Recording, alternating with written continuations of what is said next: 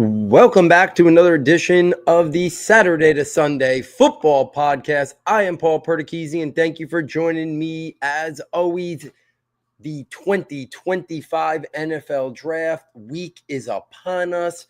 Recording this on Monday afternoon, the NFL Draft now is just days away. Here at Saturday to Sunday, we have been putting out podcasts almost every single day over the last week. If you missed any of those podcasts, please go back and check them out. I did my overall Superflex rookie ranking dynasty big board for the fantasy people. I had on Sigmund Bloom, Matt Wallman, Corey Kinnan, and John Ledyard to set the stage for the 2025 NFL Draft to talk about so many prospects. And then most recently, I shared my final rankings and tiers. I went through my quarterbacks, my running backs, my wide receivers, and tight ends, shared my final rankings, talked through some of my ranking changes, some of my tier changes, and then there's 2 episodes left before the NFL Draft. In today's episode, I'll be going position by position and saying who my guys are. I'll also share with you my defensive rankings for the 2025 NFL Draft. And then also the final episode tomorrow night, I'll be recording projecting the NFL Draft, a snapshot of the draft projections notebook where there'll be minor changes after that podcast, setting the stage for who I expect to come off the board in round 1, who I expect to come off the board in the first 3 rounds, and then my best projection, who's going to come off the board with every single pick in the NFL Draft. I'll go through my projecting top 32. I'll go through my projected top 100 on the last podcast prior to the NFL Draft. The day of the NFL Draft, I'll be on live with Sigmund Bloom and Matt Wallman on the Football Guys YouTube channel. They're going live all night. I'll be a guest on with them for the first hour of the podcast. As soon as the NFL Draft concludes on night 1, I'll have a recap pod right afterwards. And then same thing, day 2, day 3 as well. There'll be recap pods each of those night, and then a Dynasty Rookie Rankings pod probably 24 hours after the NFL Draft is over. So let's jump right into this. I'm going to start the quarterback position.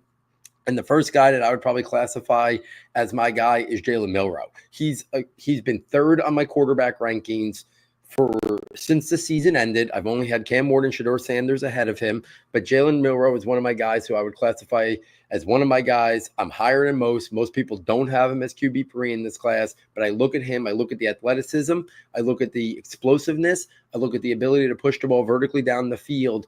I am enamored by the physical traits. Every report that we've heard, the kid is a great kid, hard worker, military family background. So much to like about Jalen Milroe's makeup. I think he could handle adversity. I think we've seen him handle adversity. So I am okay with the Giants or any team taking him in the late round 1 if they make a trade up from the early portion of the second, or especially at the top of the second round. I would much more plant my flag on Jackson Dart, or on Jalen Milroe over Jackson Dart, over Tyler Shook. As a Giants fan, I hope that's the plan after they take Abdul Carter, Travis Hunter at pick 3. I hope they find a way to land Jalen Milroe if they can't find their way to Shedeur Sanders. He's probably the only quarterback that I would probably classify as my guy.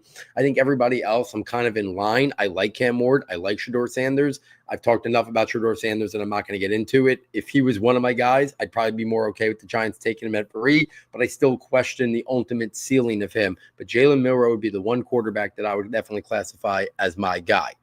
If we take this to the running back position, there's a couple of guys here. First one is a guy who's going to go late round 1, early round 2, and that's Travion Henderson. He's definitely one of my guys. I've compared him a lot to the impact he could have to somewhere between Devin Achane and Jahmyr Gibbs. He might not be on a level of Jahmyr Gibbs, but I think as a prospect, he's just as good, if not better, than Devin Achane, and we've seen the impact Devin Achane has made. He's the best pass protector, great receiver at the backfield, can run inside, outside. I think he could be a guy who could be a dangerous weapon, 16-touch player, and could be a big-time threat at the next level. So Travion Henderson, definitely one of my guys in the 2025 NFL Draft. Another one, Dylan Sampson out of Tennessee. He's been a guy that I've been higher on than most. He's in my top 5 running backs in this class, But Dylan Sampson is a guy, I love the athleticism, the speed, the burst, the movement skills. He's got the lateral quickness. He can win inside. He can win outside. I really like the vision. He runs with a very good contact balance for a smaller runner. I like the natural run instincts. He varies tempo really well. I've compared him to, well, he's only 5'8", 200 pounds. I've compared him very similarly to a guy like James Cook, who I was high coming on out as well. Dylan Sampson, definitely one of my guys. I think he should go round 2. He could fall to somewhere in round 3, and I think that would be tremendous value. Another one of my guys at the running back position, Cam Scatterbo out of Arizona State. I talked about him on a recent pod.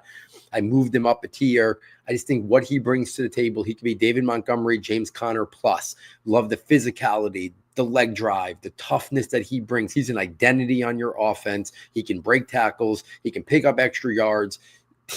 Players rally around him, what he can do in the home stretch of a game, the fourth quarter of a game, and then you add in the versatility, the pass catching, the ability to throw the ball. So much versatility you can do with him in different aspects of him impacting the game. So Cam Scatterbo would be another one of the people that are my guys. Another one of my guys, DJ Giddens out of Kansas State, 6 feet 212. But big-time athleticism, short area bursts and movement skills, good play strength, contact balance. I think he's got good vision and patience. This is a guy I liked in the summer. Continue to be a fan of him. He's got this jump cut ability to force missed tackles, good receiving skills. I don't think DJ Giddens is going to go to round 4 or round 5, but he's one of my guys at the running back position in this class. Another one, Brashard Smith out of SMU.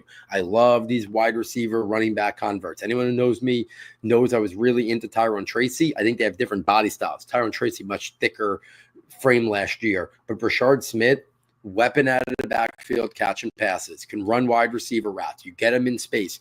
I love Travion Henderson as like a 16-touch player. I really am intrigued by Brashard Smith to be like an 8 to 10-touch player.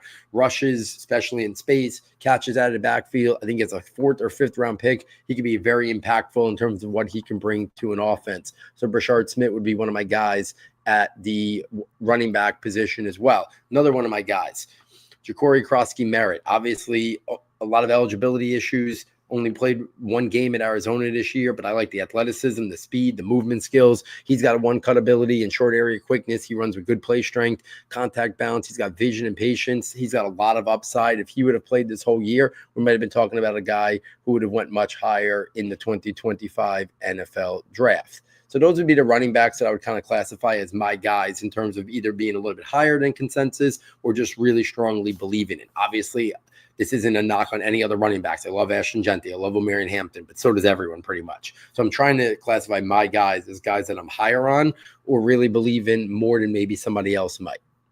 If we take this to the wide receiver position, I'm going to start with Travis Hunter because I think he's a wide receiver. I think he's the best wide receiver in this draft class. I think he's the best player in this draft class. So if there's anybody that's even remotely questioning Travis Hunter as a receiver, I don't think they should. Whether we're talking an upside of an Odell Beckham in his prime before he was hurt, Justin Jefferson, somewhere in between. The only wide receiver prospects I've ever studied here at Saturday Sunday that I like more entering the NFL draft was the two guys last year, Marvin Harrison and Malik Neighbors, and he would have been right there with them. I like them more than Jalen Waddle, more than Devonta Smith.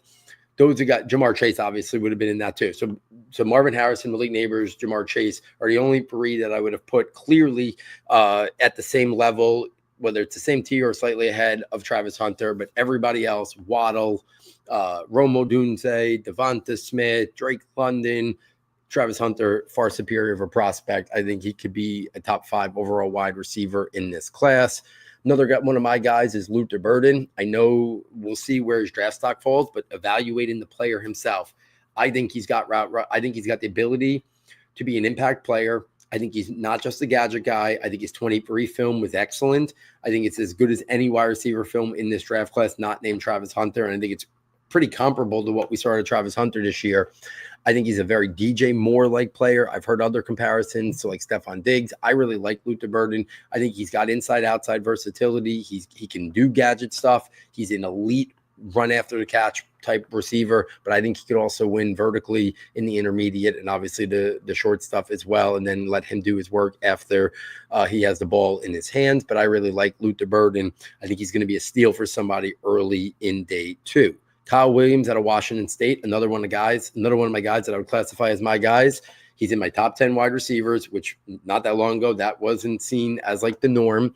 I think he warrants going somewhere in the early to mid portion of round 2, undersized but explosive vertical slot wide receiver, very good athleticism, movement skills. I love the separation ability. He's got leaping ability, so he can do things at the catch point, even at 5'10". Couple other wide receivers that are going to go day 2 that I've been talking about all year. Jalen Royals out of Utah State and Jalen Knoll out of Iowa State. Start with Jalen Royals. I've comped him to Jaden Reed. I think he's got inside-outside versatility. For a guy who's 6 feet 205, he plays at a bigger frame than that. He's very compact, very physical, can win at the catch point, has good leaping ability, but I think he's a good route runner. I think he's one of the most underrated or underappreciated wide receivers in this. I think he could step right in and be a factor at the next level as well. And then Jalen Knoll is my number 6 wide receiver in this class. And if we want to separate Travis Hunter in its own separate tier, then Jalen Knoll could be considered my number 5 wide receiver. I've put him on that Josh Downs to Ladd McConkey type spectrum, Christian Kirk. That's where I kind of see Jalen Knoll. I think he's got the ability to win vertical, but he can do other stuff as well. Big fan of Jalen Knoll.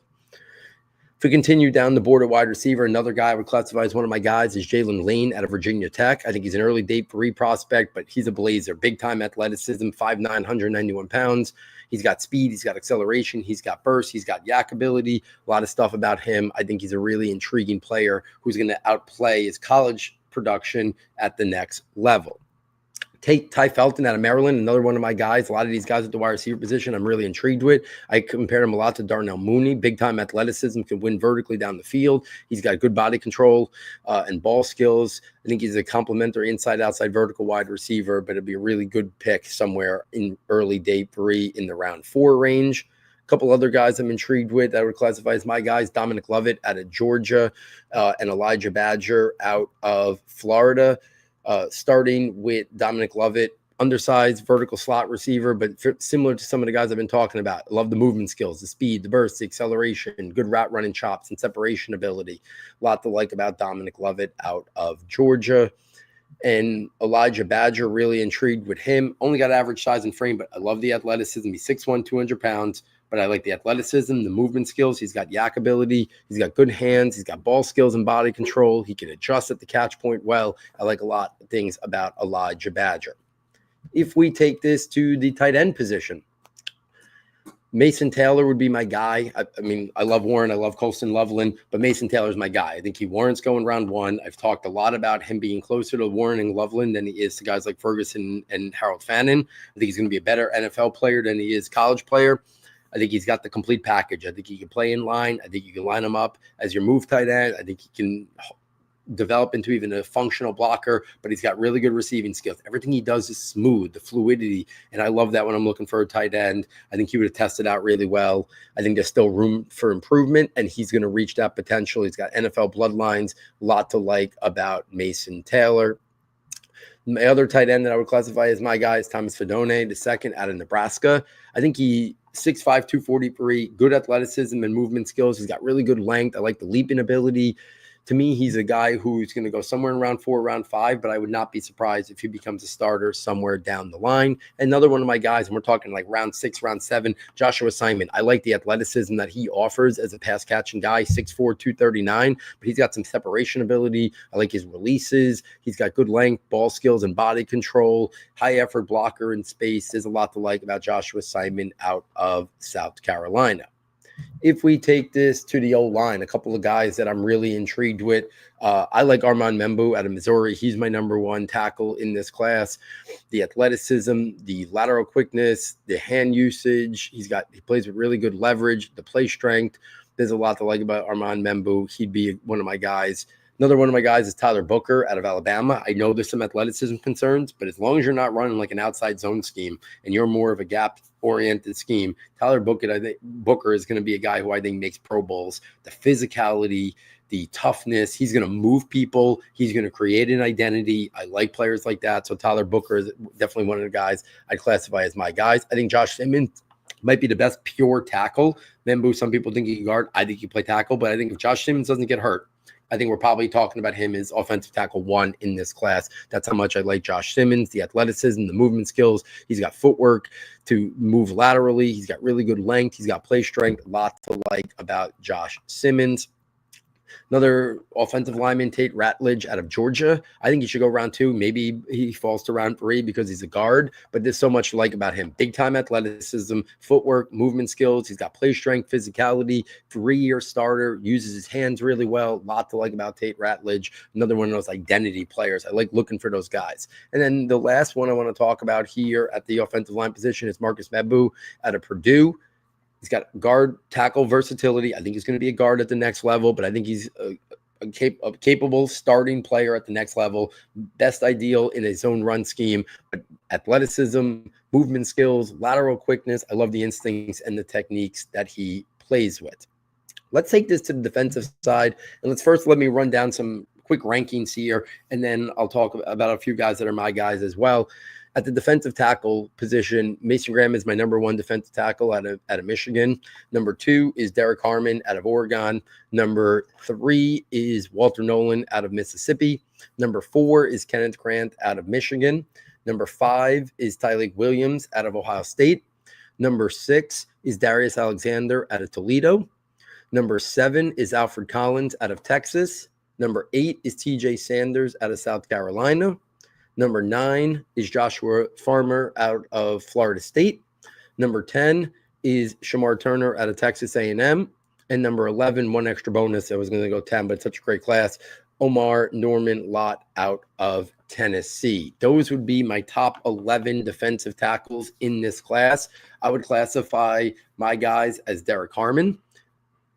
Love the complete package that he offers with great length, great play strength, great physicality and power, really good toughness. He's great versus the run, really good hand usage. He's versatile to play along the defensive line in a variety of ways. There's a lot to like about Derek Harmon at the next level. Another one of my guys is Walter Nolan. I think he's a rock solid top 15, top 20 pick. Good to very good athleticism. He's got bend. He's got first step quickness. He's got good play strength, interior disruptor versus the run, and pass rush ability to get after the quarterback.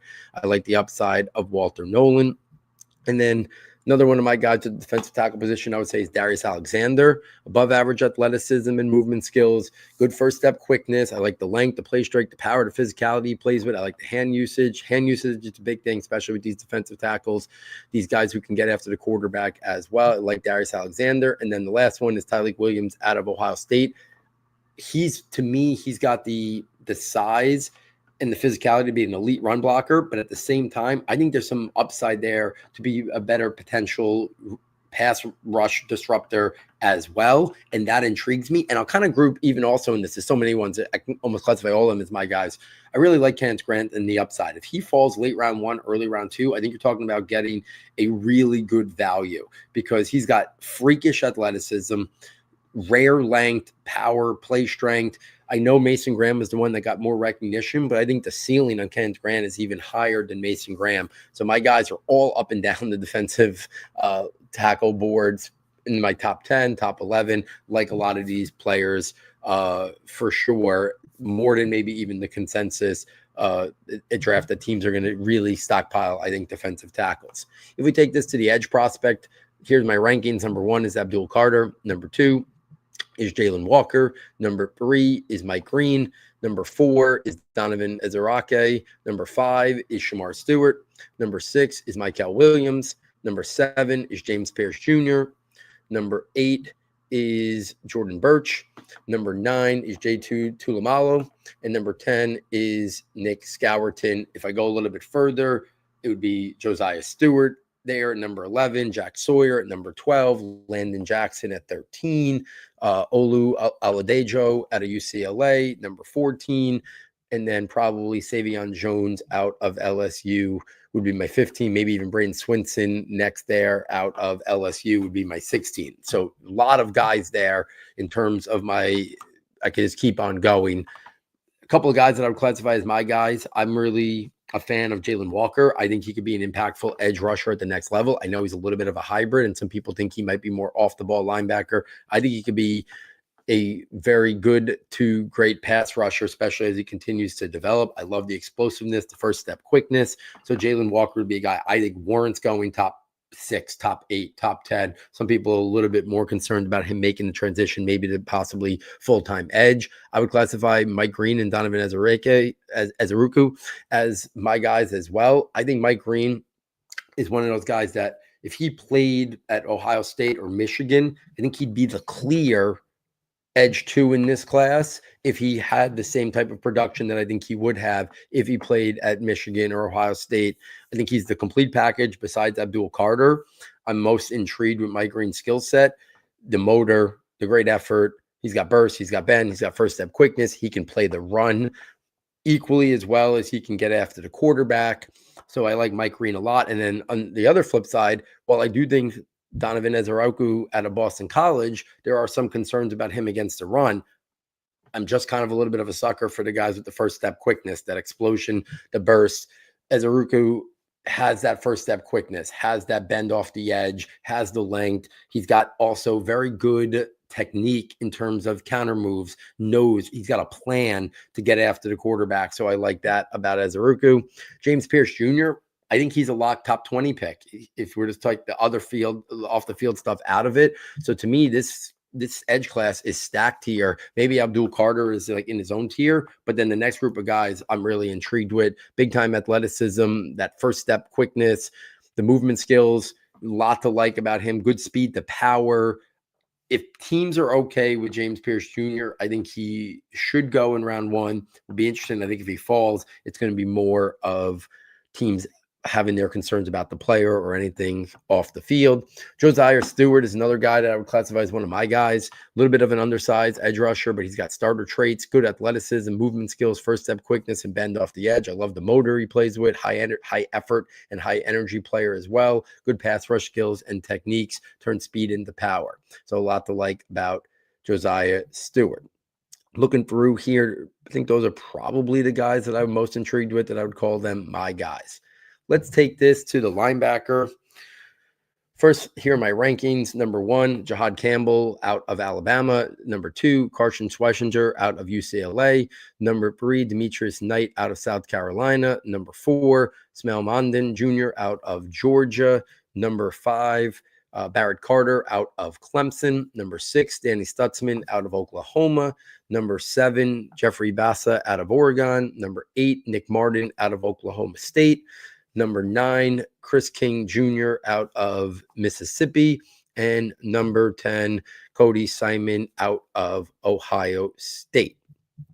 If we're looking up here, guys that I would classify as my guys, I'm going to say Carson Schweissinger out of UCLA. I'd be okay taking him in the early second. I know some people are hesitant to take linebackers at that spot. I'd be willing to pull the trigger on him. I think he could be a sideline-to-sideline player, impact the game in a variety of ways, cover skills, tackling ability, making plays in space. There's a lot to like about Schweisinger's game, so he'd classify as one of my guys. Nick Martin, a little bit further down my ranks, but I'm intrigued with him in terms of a little bit undersized, more of a sub-package linebacker, but I think he's got the upside to become a starter. I like the athleticism he plays with, the movement skills. He's got sideline-to-sideline range. He's a good blitzer, really good production in 2023. A lot to like about Nick Martin. He'd be one of the guys I'd classify as my guys. If we take this to the cornerback position, number 1, Travis Hunter. Number 2, Will Johnson. Number 3, Jahdae Barron out of Texas. Number 4, Maxwell Hairston out of Kentucky. Number 5, Trey Amos out of Mississippi. Number 6, Siobhan Ravel Jr. out of East Carolina. Number 7, Benjamin Morris out of Notre Dame. Number 9, Azzy Thomas out of Florida State. And number 10, Darian Porter out of Iowa State. If I go any further, it would be guys like Jacob Parrish out of Kansas State would be my number 11. Noel Williams out of Cal would be my number 12. Quincy Riley out of Louisville would be my 13th. And then Caleb Ransaw out of Tulane would probably be my 14th. And then rounding out my top 15 would probably be Denzel Burke out of Ohio State.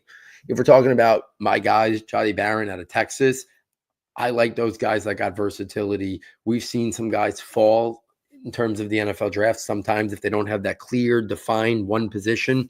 But I think he could be a nickel. I think he can be a hybrid safety corner. To me, there's things you can do with Barron. I think he could hold up on the outside as well, even though I don't think that's probably his best position. So he'd be one guy I'd classify as my guys. Maxwell Hairston, some people are on the fence of whether or not he's a first-round pick. I think he's a top 20 type pick.